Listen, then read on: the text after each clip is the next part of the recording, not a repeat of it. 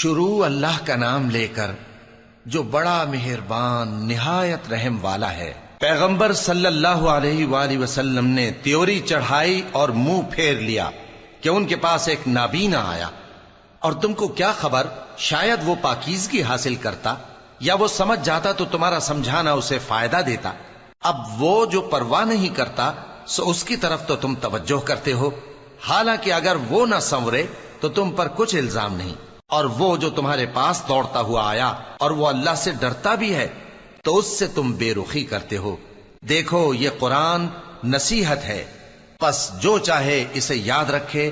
قابل ادب ورقوں میں لکھا ہوا جو بلند مقام پر رکھے ہوئے اور پاک ہیں، ایسے لکھنے والوں کے ہاتھوں میں ہیں جو بلند مرتبہ اور نیکوکار ہیں۔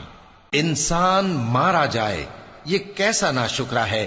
اسے اللہ نے کس چیز سے بنایا؟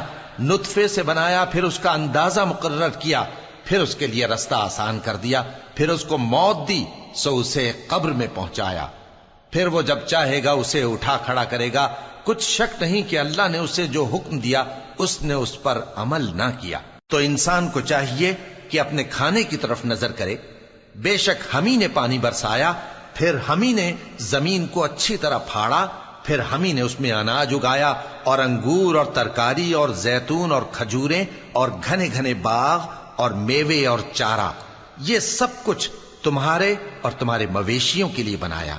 تو جب کانوں کو پھاڑنے والی آواز آئے گی اس دن آدمی اپنے بھائی سے دور بھاگے گا، اور اپنی ماں اور اپنے باپ سے اور اپنی بیوی اور اپنے بیٹوں سے بھی۔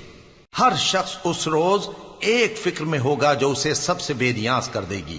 اور کتنے چہرے اس روز چمک رہے ہوں گے، خنداں و شاداں، یہ نیکوکار ہیں۔